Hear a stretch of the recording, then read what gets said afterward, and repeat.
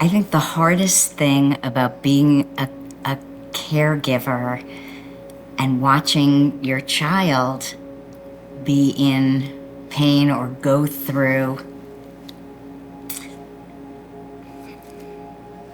daily life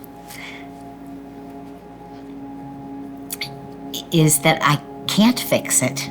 And as a parent, we want to fix it.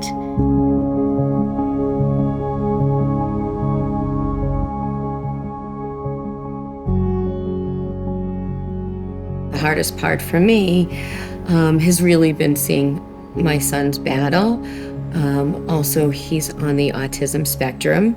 It's really a balance to be able to go through life when you have a stoma and you have a bag.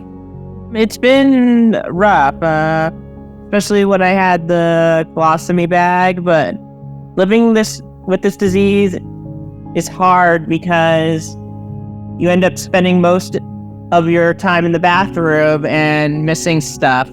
It was constant doctor calls and doctor visits and being in the hospital and being out of the hospital, and it's heartbreaking, when a young person has to deal with that and it's not in their control. I would say the hardest part about living with Crohn's is just the uncertainty, not knowing, if a stomach ache is just a stomach ache, or if it's gonna send me to the hospital, or if I'll need a surgery, or if my medication will have to change. The hardest part about watching Lexi suffer with Crohn's is watching her have to miss out on different activities and events that other kids are participating in.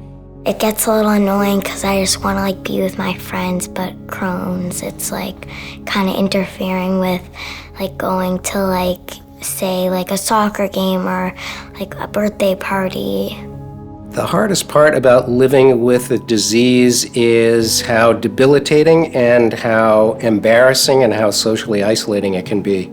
It's a silent disease, and the need to go to the bathroom, having stomach aches, bleeding, those are all things that aren't obvious to anyone else. I have been hospitalized a handful of times since I was diagnosed when I was 10.